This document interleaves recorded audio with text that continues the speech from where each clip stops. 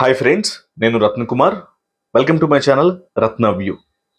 సోనియా ఎందుకు ఎలిమినేట్ అయింది అని ఒక క్వశ్చన్ మార్క్ వేసాననుకో, ప్రతి ఒక్కళ్ళకి బిగ్ బాస్ను చూసేటువంటి ప్రతి ఒక్క బిగ్ బాస్ ప్రేక్షకుడికి ఒక క్లారిటీ ఉంది. సోనియా ఎందుకు ఎలిమినేట్ అయిందనే దాని పట్ల.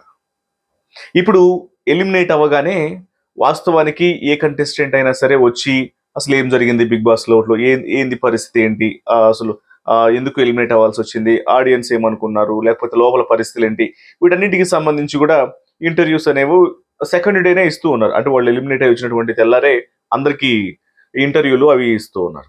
అయితే తాను ఎలిమినేట్ అయిన 3 రోజుల వరకు కూడా సోనియా బయటికి రాలేదు.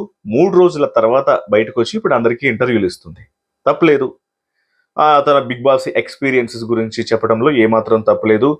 అసలు ఏం జరిగింది, తను ఒకవేళ ఇంత నెగిటివిటీ రావడానికి సంబంధించి ఏమై ఉంటది, అసలు తన వర్షన్ తనని తాను డిఫైన్ చేసుకోవటం, బిగ్ బాస్ హౌస్ లోను డిఫైన్ చేసుకున్నా బయటకు వచ్చి, అంటే ఈ బిగ్ బాస్ హౌస్ లో కూడా నాగార్జున గారినో లేకపోతే బిగ్ బాస్ బజ్నో అదంతా కూడా గేమ్ షో రిలేటెడ్ జరిగినటువంటి విషయాలు కాబట్టి అక్కడ నోరు మెదపలేకపోయినప్పటికీ బయటకు వచ్చి తను ఫ్రీగా మాట్లాడేటువంటి స్వేచ్ఛ ఉంది, ఏ విషయమైనా చెప్పొచ్చు. కానీ ఏకంగా బిగ్ బాస్ గేమ్ షోనే బ్లేమ్ చేసే ప్రయత్నాలు స్టార్ట్ చేసింది. పూర్తిగా ఇప్పటికీ స్టిల్ తను చేసినటువంటి తప్పులను తెలుసుకోకుండా మొత్తం నన్ను తప్పుగా చూపించారు బిగ్ బాస్ వాళ్ళు అని పోర్ట్రే చేసే ప్రయత్నాలు మొదలుపెట్టింది. నేను ఒక 2 ఇంటర్వ్యూలు చూశాను ఇప్పటి వరకు సోనియాకు సంబంధించినవి. అందులో అంటే అఫ్ కోర్స్ ఒక వ్యాపారం చేస్తున్నటువంటి ఒక అబ్బాయిని ప్రేమిస్తుంది, ఆ అబ్బాయిని త్వరలో పెళ్లి చేసుకోబోతుంది. ఓకే, ఫినాన్షియల్ గా ఫౌండేషన్ పేరుతో అబ్బాయికి దగ్గర అయ్యి ఆ తర్వాత తనతో ఇంటరాక్ట్ అయ్యి ఇదంతా చేసింది, ఒక మంచిగా సెటిల్ అయిపోయింది. ఓకే ఫైన్, తనకు కాన్ఫిడెన్స్ ఉండొచ్చు. బిగ్ బాస్ లో అవకాశం అనేది ఎట్లా వచ్చింది అనే దానికి సంబంధించి ప్రతి ఒక్కరికి కూడా ఒక క్లారిటీ ఉంది. అవకాశం అనేది ఎవరి త్రూ వచ్చింది అనేది. ఇప్పుడు బిగ్ బాస్ వాళ్ళు ఏమికేమి శత్రువులు కాదు, లేకపోతే బిగ్ బాస్ లో ఈమెని నెగిటివ్ గా చూపిస్తేనే రేటింగ్ ఎక్కువగా వస్తుంది అనే దాని మీద, అంటే బాగా పాజిటివ్ వ్యక్తుల్ని నెగిటివ్ గా చూపించడమే బిగ్ బాస్ పని కాదు. దాదాపు ఇప్పటి వరకు బిగ్ బాస్ లో 8 సీజన్లు, దీంతో కలుపుకొని 8 సీజన్లు, ఒక ఓటీటీ 9, అంటే నియర్ టు ఒక 200 మంది కంటెస్టెంట్లు, దగ్గర సుమారు 200 మంది కంటెస్టెంట్లు వెళ్ళి ఉంటారు బిగ్ బాస్ హౌస్ కి. మేము బాగా చూస్తూనే ఉన్నాం. ప్రతి వాళ్ళు వెళ్ళిన వాళ్ళు వచ్చే బీభత్సమైన నెగిటివిటీ వచ్చేసి జనాలు తిట్టిపోస్తున్నారు అనుకో, బయటకు వెంటనే వచ్చి బిగ్ బాస్ గేమ్ ని బ్లేమ్ చేయడం. అసలు ఇదే చూపించారు, వెనకాలది కట్ చేశారు, ముందుది కట్ చేశారు, ఇక లైవ్ స్ట్రీమ్ చూడు, దానికి ఒక పిచ్ ఎక్స్ప్లెనేషన్ ఉంటుంది. మీరు కట్ చేసిన దాని గురించి మీరు చూసింది 1 అవర్ మాత్రమే, అక్కడ జరిగింది ఇంత, అది మొత్తం కట్ చేశారు. దాంట్లో ఉన్న వాల్యుబుల్ పాయింట్స్ ఇక్కడ చూపించిన దాంట్లో లేదు, నెగిటివ్ మాత్రమే తీసుకున్నారు, నా పాజిటివ్స్ మొత్తం కట్ చేశారు. ఈ చిల్లరి మాటలు అసలు ఇక ఫస్ట్ సీజన్ నుంచి స్టార్ట్ చేస్తే బిగ్ బాస్ హౌస్ లో నుంచి పూర్తిగా నెగిటివ్ తో వచ్చిన ప్రతి ఒక్కళ్ళు తెలియజేసినటువంటి మాటలేవి. ఇవి వినుకుంటూ వస్తూనే ఉన్నాం. ఇక సోనియా కూడా సేమ్ అదే ట్రాక్ ని పట్టుకుంది. ఇంకాస్త అసలుకే అంటే తెలివిగా మాట్లాడుతున్నానంటూ పిచ్చిగా మాట్లాడేటువంటి ప్రవర్తన ఉండి తనకు తాను రియలైజ్ కానటువంటి వ్యక్తి కాబట్టి ఇంకా ఘోరంగా మాట్లాడుతుందని వాళ్ళ ఇంటర్వ్యూలో కూడా ఆమె హౌస్ లో జరిగినటువంటి విషయాల పట్ల బిగ్ బాస్ గేమ్ ని, బిగ్ బాస్ నిర్వాహకుల్ని, ఈవెన్ నాగార్జున గారిని కూడా ఏ రకంగా బ్లేమ్ చేసింది అనేది ఈ వీడియోలో మీకు ఒకసారి చూపిస్తాను. చెప్తుంది అసలు ఎందుకు మీరు హౌస్ నుంచి వచ్చిన 3 రోజుల వరకు కూడా అసలు పూర్తిగా గాయబైపోయారు, ఎందుకు కనీసం కనిపించలేదనంటే వాస్తవం ఏంటి. సరే, వాస్తవం ఏంటనేది నేను ఈ వర్డ్ కంప్లీట్ చేసిన తర్వాత మాట్లాడతాను. బీభత్సమైన తను మాట్లాడిన మాట, నాకు ఫుడ్ లేదు, నిద్ర లేదు, అక్కడంతా పిచ్చిగా ఫుడ్ ఉంది, అయినా మీడియా ముందుకు రావాలంటే ఎప్పుడో అప్పుడు రావాల్సిందే కదా, హౌస్ లో నుంచి బయటకు వచ్చినట్టునే రావాలనే ఉంది, నా ప్రయారిటీస్ నాకున్నాయి, అందుకే 3 రోజుల పాటు బయటికి రాలేదనే విషయం చెప్తుంది. బట్ ఆడియన్స్కి అందరికి ఏమనిపిస్తుంది, మనకు అనిపించినటువంటి వర్షన్ ఏంటి, క్యాలిక్యులేషన్ చేసుకుంది, ప్రిపేర్ అయింది, పూర్తిగా నెగిటివ్ వచ్చిందన్న విషయం తెలిసింది, వెంటనే మీడియా ముందుకు వచ్చేస్తే ప్రతి ఒక్కళ్ళు కూడా వాయించి పడేస్తారు క్వశ్చన్స్తో. ఒక ప్రెస్ మీట్ లాంటిది కండక్ట్ చేసి బిగ్ బాస్ కు సంబంధించి మాట్లాడే అంత సీన్ లేదు. ఎందుకంటే అన్ని నెగిటివ్ క్వశ్చన్స్ అయితే ఇప్పటికే ఏడ్చి ఉన్నాం. మళ్ళీ వీళ్ళేసే క్వశ్చన్లకి ఏడవాలి అని చెప్పినట్టు అవ్వదు. అందుకని పర్సనల్ గా తను ఒక ఆఫీస్ ని సెలెక్ట్ చేసుకుని అక్కడికి ఒక ఇద్దరు ముగ్గురిని పిలిచి ఇంటర్వ్యూ ఇస్తే అయిపోతుంది అనేది తను డిసైడ్ చేసుకున్నటువంటి విధానంలాగా అనిపించింది ఇవాళ ఆమె ఇచ్చిన ఇంటర్వ్యూస్ చూస్తే. సరే, తన వర్షన్ ఏమైనా ఉండొచ్చు, ఓకే ఫైన్. అది బిగ్ బాస్ కు సంబంధించి ఏం మాట్లాడుతుందంటే, బిగ్ బాస్ అనేది నేను అసలు లైఫ్ మేనేజ్మెంట్ షో అనుకున్నాను. నేను కూడా లైఫ్లో ఎంతో మందిని కలుస్తూ ఉంటాను కదా. ఒక 40 years వరకు కూడా రకరకాల వ్యక్తులు వస్తే ఒక బాగా టఫ్ సిచ్యువేషన్స్ని ఎట్లా హ్యాండిల్ చేయాలి, ప్రెజర్స్ని ఎట్లా హ్యాండిల్ చేయాలి, అవన్నీ నేర్చుకోవచ్చు, నాకు బాగా ఉపయోగపడుతుంది అనుకున్న ఉద్దేశంతో నేను వెళ్ళాను. కానీ అక్కడికి వెళ్ళిన తర్వాత షో మొత్తం కూడా పూర్తిగా రివర్స్ ఉంది. అంతా వాళ్ళకి నచ్చిన వాటిని మాత్రమే, ముందు వాటిని వెనక వాటిని కట్ చేసేసి జూమ్లో కొన్ని విషయాలని, సంబంధం లేని విషయాలు మొత్తాన్ని నన్ను బ్యాడ్ చేయడం కోసం జూమ్ చేసి చూపించారు, తీసుకొచ్చి నన్ను రోడ్డున పడేశారు అని మాట్లాడుతుంది. నువ్వేమన్నా శత్రువువా? ఎవరు నువ్వు? బిగ్ బాస్ షో అనేది నిన్ను నెగిటివ్ చేయడానికి పెట్టిన షో కాదు కదా. ఆల్ ఓవర్ ఇండియా వైజ్గా ఎన్ని సీజన్స్, ఎన్ని లాంగ్వేజెస్లో ఆడుతుంది. ఎంతమంది ముక్కు మొహం తెలియని వాళ్ళు సెలబ్రిటీలు అయ్యారు. ఇప్పుడు హౌస్లో ఉన్న వాళ్ళు అసలు ఎవరు మీరంతా, మాకేం తెలుసు? ఇలాంటి వాళ్ళని తీసుకొచ్చి బయట కనీసం రేపటి రోజున మీ లైఫ్లలో మీకు ఒక ఉపయోగం అనే, మీరు స్వతహాగా మీరు నిలబడకపోయినా సరే జస్ట్ ఒక యూట్యూబ్ ఛానల్ పెట్టుకొని బిగ్ బాస్కి వెళ్ళి వచ్చిన తర్వాత ఒక యూట్యూబ్ ఛానల్ పెట్టుకొని వ్లాగ్స్ చేసుకుంటూ బతికేస్తున్నారు కదా బిగ్ బాస్కి వెళ్ళి వచ్చిన వాళ్ళు. హరియానా గ్లోరీ అనే ఒక అమ్మాయి బిగ్ బాస్కి వెళ్ళి వచ్చిన తర్వాత జస్ట్ 1 day అనుకుంటాను, 1 day or 2 days లోనే 1 lakh సబ్స్క్రైబర్స్ ఆమెకి యూట్యూబ్ స్టార్ట్ చేసిన తర్వాత. సో అంతటి క్రేజ్ ఉంటుంది కదా. దీనికోసమే కదా ఈ పాపులారిటీని జనాల్లో బాగా తెలియాలి మేము అని ఆరాటమే కదా ఉంటుంది.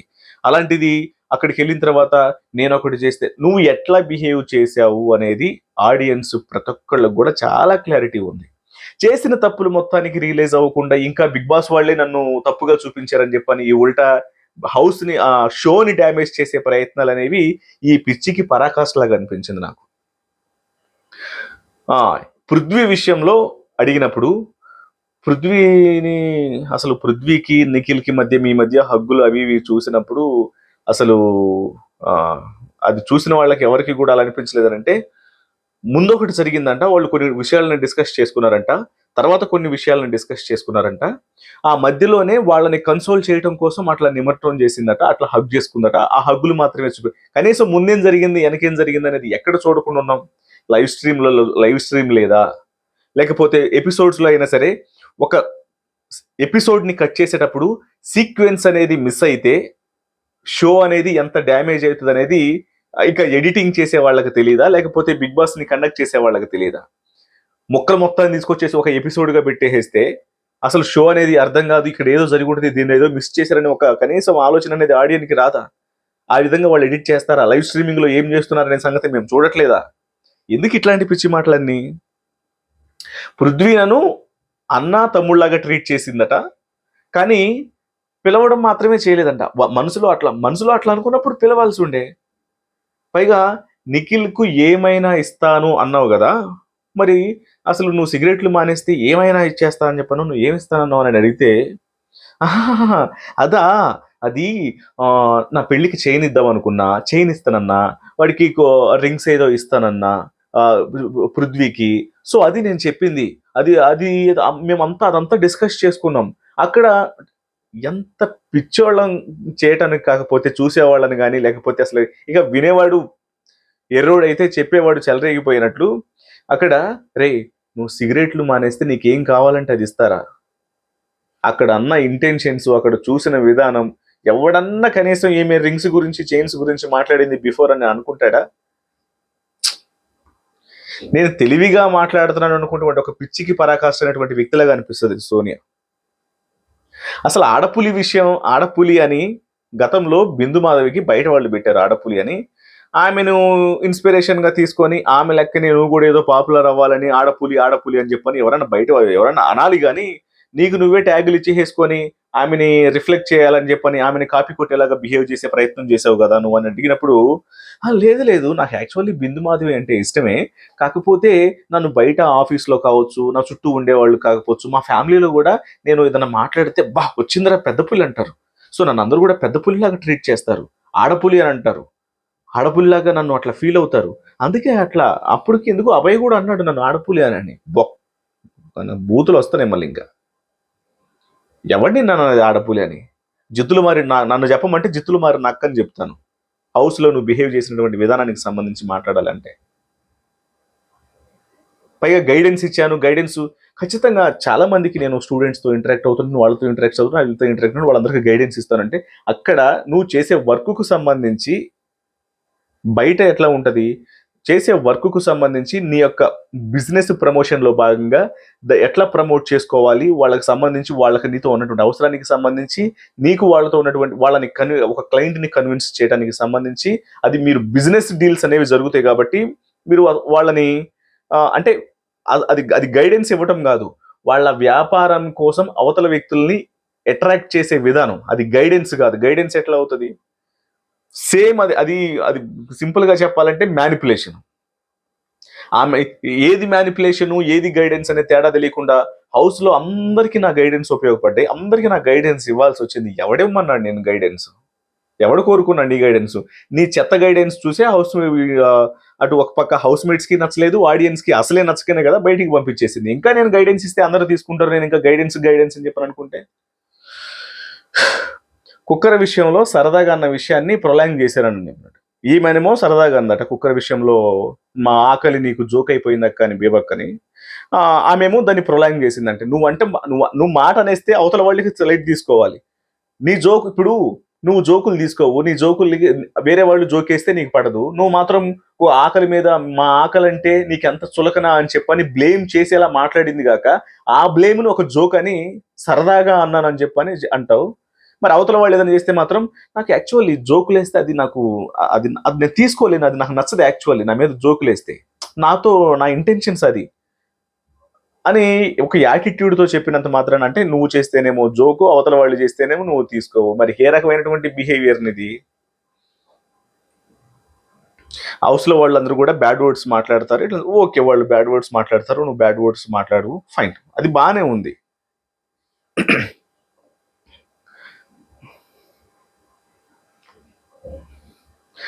పృథ్వీ నిఖిల్ని చూడటం కాదు, పృథ్వీని నిఖిల్ని చూసినటువంటి విషయానికి సంబంధించి వాళ్ళిద్దరిని చూడటం కాదు, ఆటను కూడా చూడు అనే విషయాన్ని ఎస్మి నామినేట్ చేస్తూ మాట్లాడినప్పుడు ఆ పాయింట్స్ మీద అసలు ఏమాత్రం క్లారిటీ ఇవ్వకుండా, ఏమాత్రం కూడా ఒక రీజనబుల్ ఆన్సర్ ఇవ్వకుండా నాగార్జున గారు అదే విషయాన్ని అడిగినప్పుడు వాటికి సంబంధించి అప్పుడు కూడా అసలు వీళ్ళతో వచ్చిన ప్రాబ్లమే అట్లుంటుంది. అనాల్సిన మాటలు అనేస్తారు, అవి తీరా మనకు చుట్టుకుంటున్నాయి అనుకున్నప్పుడు ఆశ్చర్యంగా ఫీల్ అయిపోతారు. అవునా ఇదా, నాకు అసలు తెలియదే, అరే ఇది ఎట్లా వెళ్ళిందా బయటికి, అయ్యయ్యో అసలు నా ఇంటెన్షనే అది కాదు, అసలు అమ్మో అసలు నేను అసలు ఇది అసలు ఆ ఉద్దేశంతోనే అనలేదు. ఈ కపట నాటక సూత్రధారి వేషాలు నువ్వు చేసేదానికి నీకు బాగా అనిపించినా దాన్ని అవతల వాళ్ళు గమనించలేకపోయినా ఆడియన్స్ అనేవాళ్ళు పిచ్చేవాళ్ళు కాదు, చాలా క్లియర్గా నీ మాటలను గమనించారు. చూసిన ప్రతి ఒక్కళ్ళను కూడా ఏ పొద్దు వాళ్ళని చూడటమే కాదు ఆటను కూడా చూడాలి అని చెప్పని ఏదో యష్మి వెళ్ళి వాళ్ళనే చూస్తూ ఇక వాళ్ళ కోసమే హౌస్లో ఉన్నట్టు ఆ రకమైనటువంటి ఇంటెన్షన్స్ని మాట్లాడి జస్ట్ అది అంటే దానికంటే ముందన్నదట గేమ్ ఎట్లాడాలో చూసి కూడా నేర్చుకో నువ్వు అన్న ఇంటెన్షన్స్లో అడిగిందంట. నువ్వు గేమ్ చూసి నేర్చుకోవాలని ఇంటెన్షన్ ఓకేనేమో కానీ పృథ్వీని నిఖిల్ని మాత్రమే చూడటం అనేది మాత్రం బ్యాడ్ ఇంటెన్షన్స్తోనే అన్న విషయం చాలా స్పష్టంగా కనిపిస్తుంది అనగానే ముందు జరిగిందని కట్ చేశారు, వెనకాల జరిగిందని మళ్ళీ కట్ చేశారని మాట్లాడుతుంది. బిగ్ బాస్ వాళ్ళు కట్ చేసేసారట. ఇదే విషయాన్ని నాగార్జున గారు రైట్స్ చేస్తే నేను ఫాదర్ ఫిగర్ అనుకున్నాను. ఆయన మొత్తం నాలో ఉన్నటువంటి బ్యాడ్ విషయం అంటే నాకు నెగిటివ్ అయ్యే విషయాలనేమో రైస్ చేశారు, నాకు పాజిటివ్ అయ్యే విషయాల గురించి మాట్లాడలేదు. అసలు అప్పుడు కూడా పృథ్వీ నిఖిల్ విషయాన్ని అసలు ఆయన తీసుకురావాల్సినటువంటి అవసరం లేదు. ఆయన తీసుకొచ్చి దాని మీదే మళ్ళీ స్ట్రెంథన్ చేశారు. నాకు అది అస్సలు నచ్చలేదు అని చెప్పండి. ఖచ్చితంగా అడుగుతారు. నువ్వు అడల్టరేటెడ్ అని మాట్లాడతావు, ఆ? మళ్ళీ నిన్ను వేరే వాళ్ళు ఏదన్నా అన్నారా అని చెప్పని తీసుకోవు.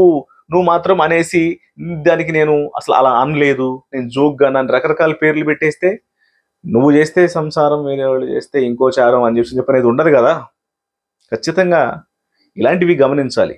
నేను ఇది మీకు పర్సనల్ అటాకింగ్ ఏంటో సోనియా గురించి ఎందుకు ఇట్లా మాట్లాడుతున్నాడు, అయిపోయింది కదా, వచ్చింది కదా అనుకోవచ్చు. కానీ నువ్వు చేసింది తప్పుని తప్పులాగా ఒప్పుకోవాలి, లేకపోతే సైలెంట్గా ఉండాలి. పోయి అంతమంది చూస్తూ ఉంటాం, ఒక రియాలిటీ షోని ఎంతో ఇష్టంగా చూసేటువంటి షోనే బ్లేమ్ చేసే ప్రయత్నం చేస్తే అట్లా నీకున్న నెగిటివిటీ మొత్తాన్ని కూడా కప్పిపుచ్చుకోవడానికి నువ్వు రియలైజ్ అవ్వడం ఇంపార్టెంట్ కదా. నువ్వు రియలైజ్ అవ్వకపోగా నేను షోని బ్లేమ్ చేస్తాను, మొత్తం నువ్వు వాళ్ళందరూ నన్ను బ్యాడ్గా చూపించారు, నాగార్జున గారు నచ్చలేదు, అసలు షో నచ్చలేదు, నేను ఒకటి అనుకుంటూ పోతే ఇంకొకటి అయింది, నువ్వు అక్కడికి వెళ్ళి అంటే అప్పటి వరకు చూసిన సీజన్లు మొత్తం చూసిన నువ్వు అన్ని బిగ్ బాస్ అనగానే ఇది ఒక లైఫ్ మేనేజ్మెంట్ ప్రోగ్రామ్, ఎట్లా ఉంటుందో తెలుసా అసలు బిగ్ బాస్ అనేది అని ఒక సర్టిఫికేట్లు లోపలిచ్చి నువ్వు మొత్తం బిగ్ బాస్ మొత్తాన్ని కూడా పసిగట్టి ఒడిసిపట్టి మొత్తం పిండి ఆరేసింది అనిలాగా హౌస్ మేట్స్తో మాట్లాడి నిన్ను తీసుకొచ్చి బయట ఇసిరేశారని చెప్పనగానే బిగ్ బాస్ గేమ్ అనేది నా పరువు తీసేసింది, బిగ్ బాస్ గేమ్లో అన్ని తప్పుగా చూపిస్తున్నారు, మళ్ళీ అంతా కూడా వాళ్ళు కావాల్సినట్టు చూపిస్తారని అట్లా అభియోగాలు మూపితే ఎట్లా? ఫస్ట్ మనల్ని మనం సరి చేసుకోవడం అనేది కదా ఇంపార్టెంట్. సో ఇలా ఇంకా తను మారకపోగా చివరికి గేమ్ షోని, రియాలిటీ షోనే బిగ్ బాస్ని బ్లేమ్ చేసే ప్రయత్నాలు అవి మొదలుపెట్టింది. ఇప్పటికైనా తాను రియలైజ్ అయితే బెటర్, లేకపోతే మాత్రం ఖచ్చితంగా ఇబ్బందికరమైనటువంటి పరిస్థితులు అనేవి కంటిన్యూ అవుతూనే ఉంటాయి. ఇప్పటికే చాలా నెగిటివిటీ వచ్చింది. కాకపోతే బిగ్ బాస్ నుంచి వచ్చేటువంటి నెగిటివిటీ అనేది ఎక్కువ కాలం ఉండదు.